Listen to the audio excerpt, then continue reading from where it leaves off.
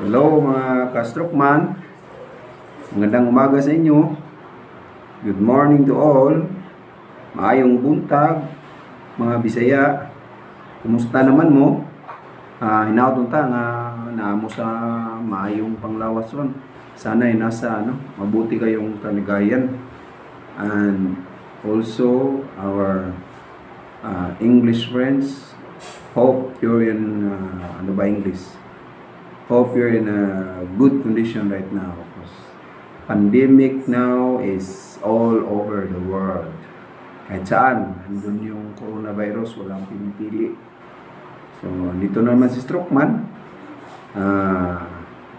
Magbabasa na naman sa inyo ng salita ng Diyos at kakain po tayo ng spiritual na pagkain. Hindi po tayo magsawa na kakain ng spiritual na pagkain kasi kailangan natin yun eh.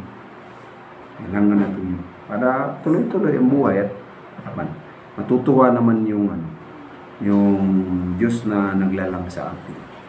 Kasi yung nararamdaman niya pag nagbasa tayo ng salita niya o nakipag-usap tayo sa kanya, sa tutulong po nasisiyahan siya kahit hindi po natin siya nakikita, pero naririnig niya tayo eh. Alam niya kung ano yung nasa utak natin, yung nasa puso natin, sa atong kasing-kasing. He knows what we feel, or He knows what we are thinking. So if kung babasa tayo or makipag-usap tayo sa kanya, or we have to talk to him, he will be happy. Tama ba yung English ko? Oo. So simulan na natin, basa tayo kasi yung last na muna binasa ko ay muna Genesis 1 up to 4, dahil pangalawa Genesis 6 up to 10. So ngayon nababasahin ko ay Genesis chapter 11 up to chapter 5. So sunod naman chapter 6 up chapter 11 up to 15 pala, tapos sunod 16 up to 20.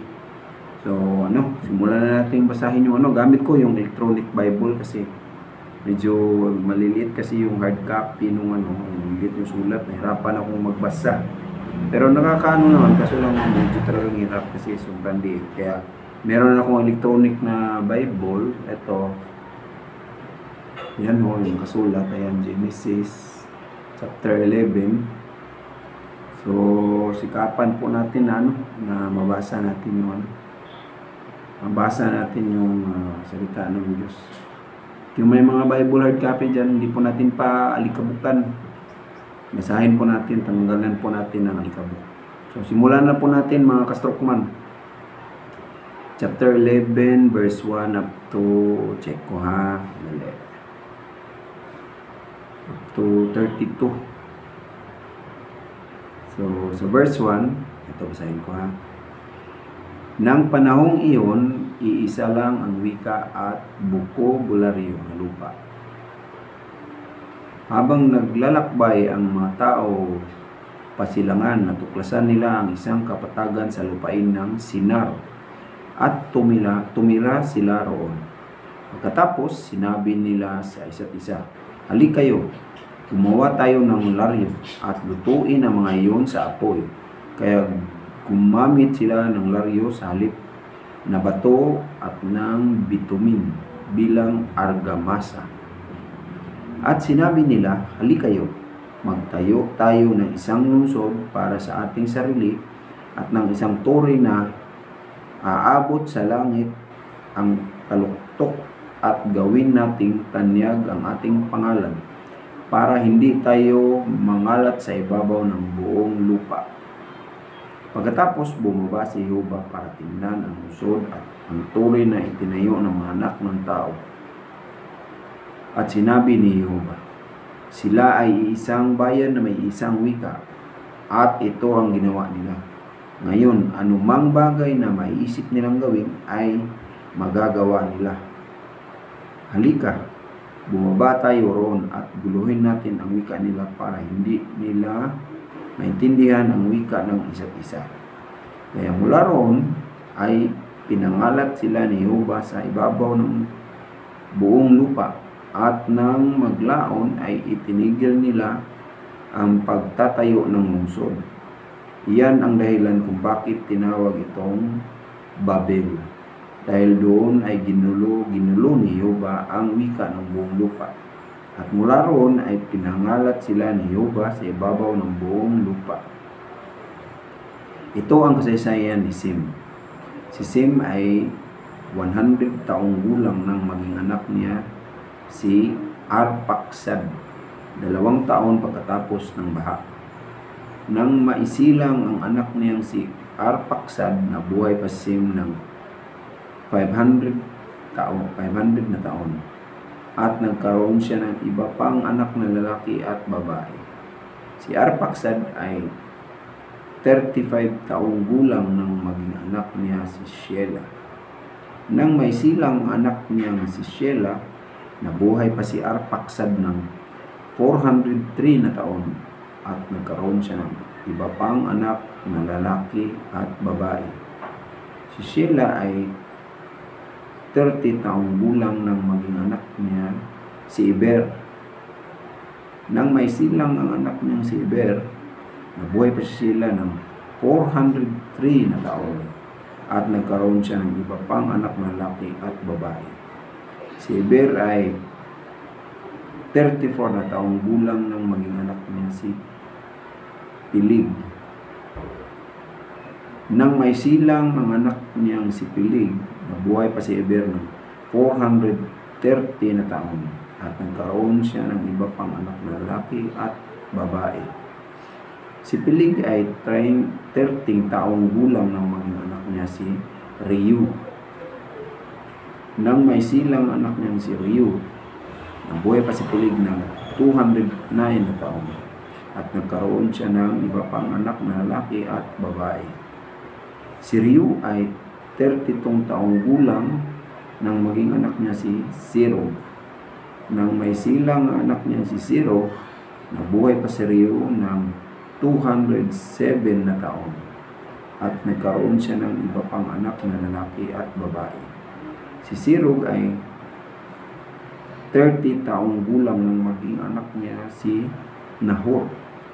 Nang may silang anak niya si Nahor, nabuhay pa si Sirug ng 200 na taon at nagkaroon siya ng iba pang anak na lalaki at babae.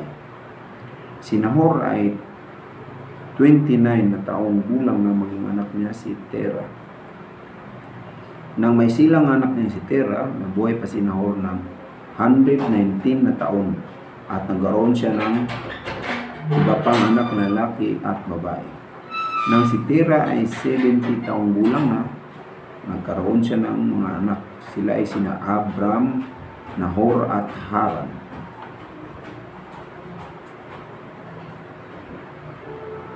Ito ang kasaysayan ni Tera. Naging anak ni Tera sina Abram, Nahor, at Haran. At naging anak ni Haran si Lot. Buhay pa si Tera nang mamatay ang anak niyang si Haran sa lupain kung saan ito ipinanganak sa Ur ng mga Kaldeo. Nag-asawa sina Abram at Nahor. Ang pangalan ng asawa ni Abram ay Sarai. At ang pangalan ng asawa ni Nahor ay Milka, na anak ni Haran. Ang ama ni Milka at Iska at si Sarai ay Baog. Wala siyang anak. Pagkatapos isinama ni Tera paglabas ng Ur ng mga Kaldeo ang anak niyang si Abram, ang apo niyang si Lot, na anak ni Haran, at ang manugang niyang si Sarai, na asawa ni Abram na kanyang anak. Sumama sila sa kanya papunta sa Kanaan. Nang maglaon, nakarating sila sa Haran at tumira doon. Nabuhay si Tera ng 205 na taon at nakatay siya sa Haran. So yun po ang muling verse ng Genesis chapter 11 verse 1 up to 32. So napansin natin doon sa chapter 1 up to this chapter, so ang napansin natin ay yung ang haba ng ng mga buhay nila. Merong 900 na tao, may 700, may 800, may 600, may 500. So masarap siguro mabuhay ng mga ganung tao, no?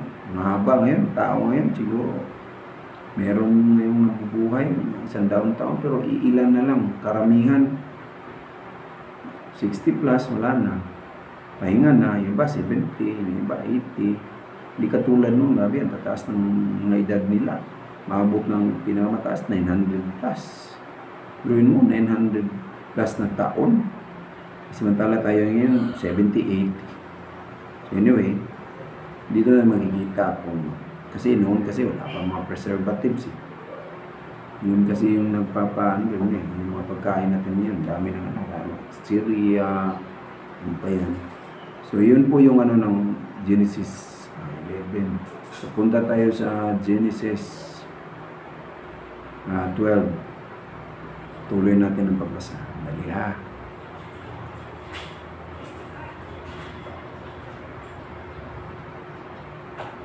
So Genesis 12 verse 1 up to 20.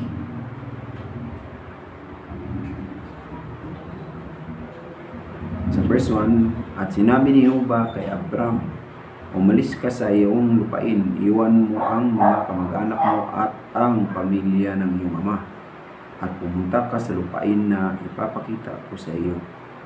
Gagawin kitang isang malaking bansa at pagpapalain kita at gagawin kong dakila ang pangalan mo at magiging pagpapala ka. Pagpapalain ko ang mga humihiling na pagpalain ka ng Diyos at susupain ko ang sumusumpa sa iyo at tiyak na pagpapalain ang lahat ng pamilya sa lupa sa pamamagitan natin. Kaya umalis si Abram kay gaya ng sinabi ni Jehovah sa kanya at sumama sa kanya si Lot. Si Abram ay 75 taong gulang nang umalis siya sa Haran. Kaya isinama ni Abram si Sarai na asawa niya, si Lot na anak ng kapatid niya at ang lahat ng alipin na kasama nila sa Haran. Dinala rin niya ang lahat ng pag-aari na natipon nila roon at naglakbay sila papunta sa Kanaan nang makarating sila sa Kanaan. Patuloy na naglakbay si Abram sa lupain hanggang sa lugar ng Sikim, malapit sa malaking puno ng More. Nang panahong iyon, nakatira sa lupain ang mga Kanaanita. Nagpakita ngayon si Jehovah kay Abram at nagsabi, ibibigay ko sa mga supling mo ang lupain ito. Kaya nagtayo siya roon ng isang altar para kay Jehovah na nagpakita sa kanya. Nang maglaon, umalis siya roon at lumipat sa mabundok na rehiyon sa silangan ng Bethel at itinayo ang tulda niya sa pagitan ng Bethel na nasa kanluran at ng Ai na nasa silangan.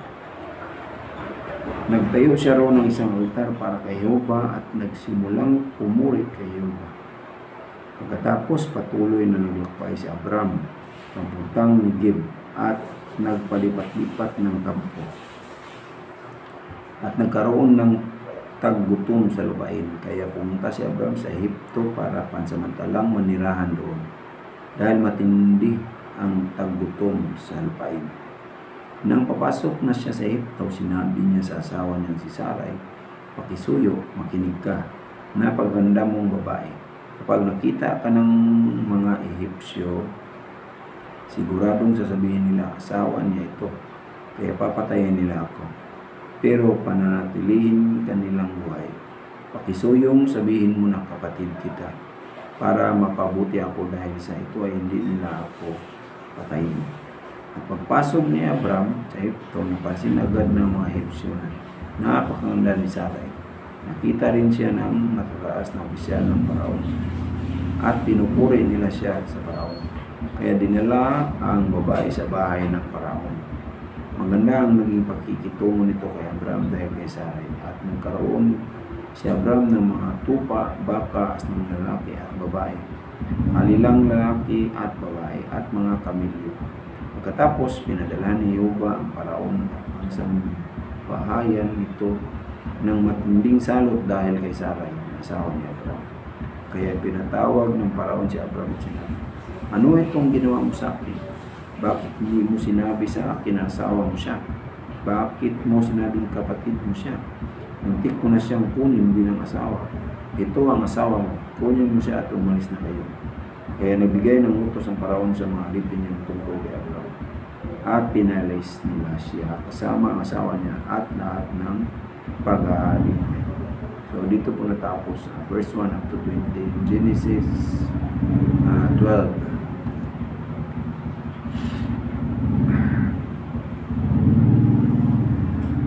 So tuloy tayo sa Genesis 13.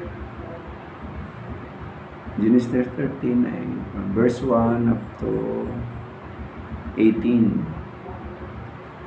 So tuloy natin ang pagbabasa mga kastakman.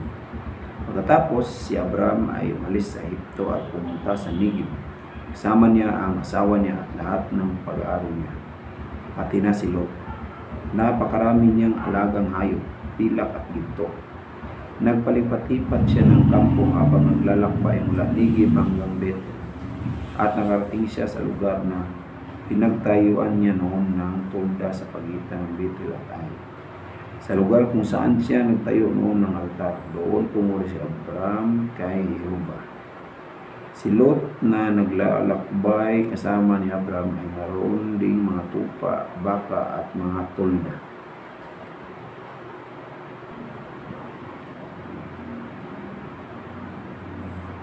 At hindi na posible para sa kanila na manirahang magkakasama sa isang lugar dahil naging napakarami ng pag-aari nila.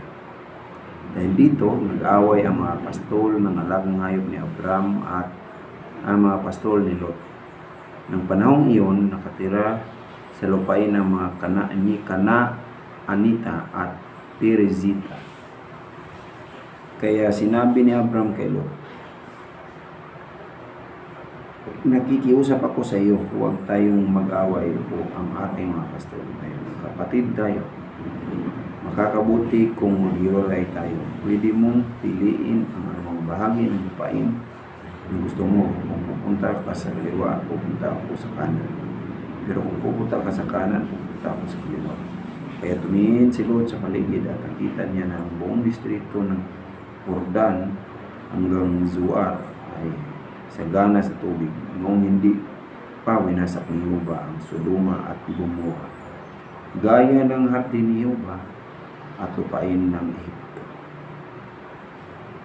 At pinili ni Lot ang buong distrito ng Jordan at inilipat ang kampo niya sa silangan, kaya naghiwalay sila.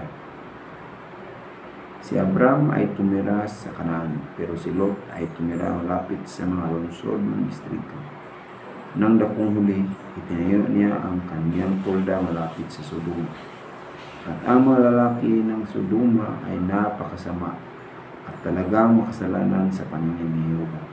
Sinabi ni Jehovah kay Abram, pagkatapos humiwalay ni Lot sa kanya, pakisuyok mula sa kinaroonan mo ay tumingin ka sa paligid mo, sa hilaga, sa timog, sa silangan, sa kanluran. Dahil ang lahat ng lupain na natanong mo ay ibibigay ko sa iyo at sa mga supling mo para maging pag-aari mo magpakailanman. At gagawin kong pasindami ng mga butil ng alabok sa lupa ang mga supling mo. Kung paano, hindi kayang bilangin ang mga butil ng alabok sa lupa, hindi rin mabibilang ang mga supling mo. At libutin mo ang buong haba at lapad ng lupain dahil sa iyo ko ibibigay sa iyo. Kaya patuloy na nanirahan si Abram sa mga tulda. Nang maglaon, nakarating siya malapit sa malalaking puno sa Mamre na nasa Hebron at tumira doon. Nagtayo siya roon ng isang altar para kay Jehovah. So ito po yung last chapter last verse ng chapter 13 verse 1 up to 18. So tuloy natin sa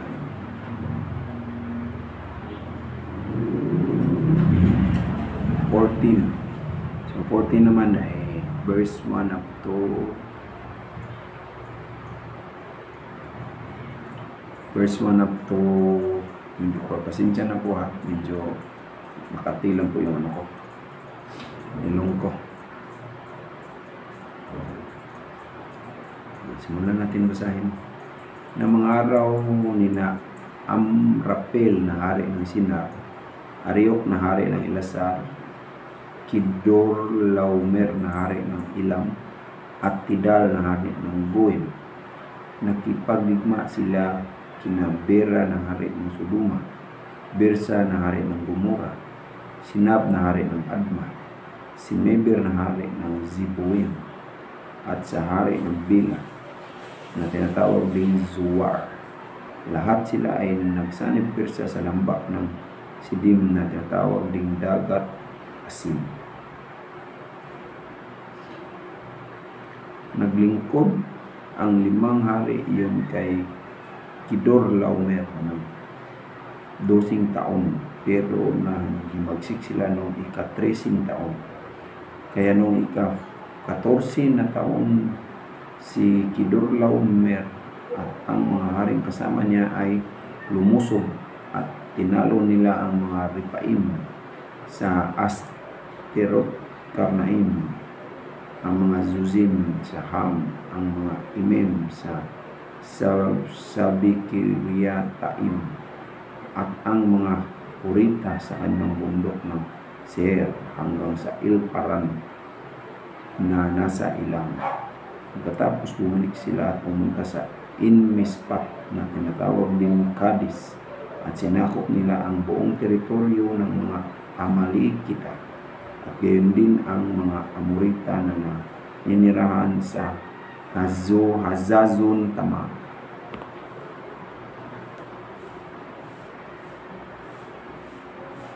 Sa pagkakataong ito, lumusob ang hari ng Sodoma, gayon din ang hari ng Gomora, ang hari ng Adma, ang hari ng Ziboim, at ang hari ng Bela na tinatawag ding Zuar. Sila ay humanay sa lambak ng Sidim para magipagdigma.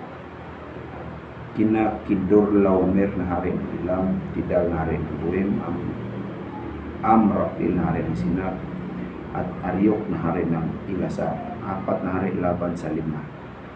Napakaraming hukay na puno ng bitumin sa lambak ng Sidim, at habang sinusubukan tumakas ng mga hari ng Sodoma at Gomora, nahulog sila sa mga iyon, at ang iba pa ay tumakas papunta sa mga bundok na reyon. Pagkatapos kinuha ng 4 na nagtagumpay na hari ang lahat ng pag-ari ng Sodoma at Gomora at ang lahat ng pagkain nila at umalis. Kinuha rin nila si Lot, ang anak ng kapatid ni Abram na nakatira sa Sodoma, pati na ang mga pag-ari nito. Pagkatapos 1 taong nakatapas ang pumunta kay Abram na Hebreo at ikwento ang nangyari. Nakitira siya noon malapit sa malaking puno ni Mamre na Amorita, ang kapatid ni na Eskol at Anela.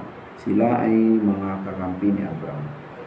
Sa gayon ay narinig ni Abram na nabihag ang kanyang kamag-anak. Kaya tinipon niya ang malalaking sinanay para magpagdigma. 318 lingkod na pinanganak sa sambahayan niya, at hinabol nila ang mga kalaban hanggang sa Dan. Nang gabi na hinati niya ang grupo ang kanyang mga lingkod, at nilusob niya at ng mga lingkod niya ang mga kalaban, at tinalo ang mga ito, at hinabol niya sila hanggang sa Uba na nasa hilaga ng Damasco.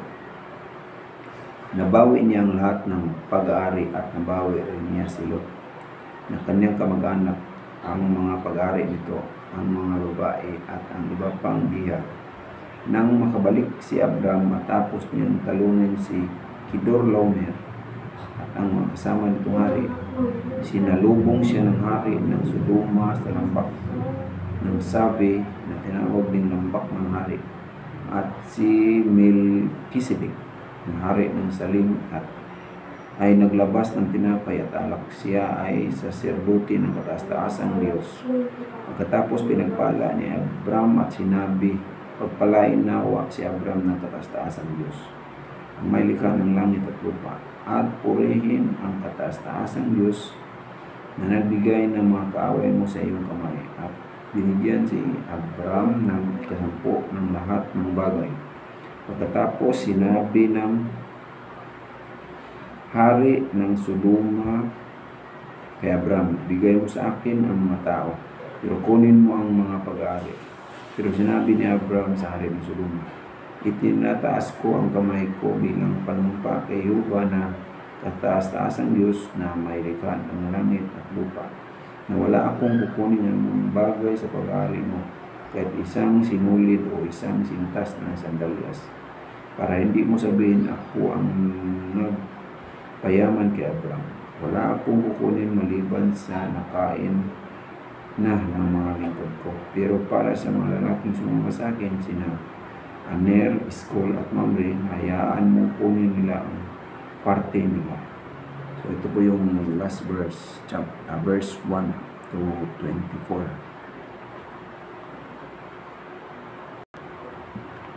So chapter 15 tayo, verse 1 up to 21. So ito po yung last chapter na mabasahin natin.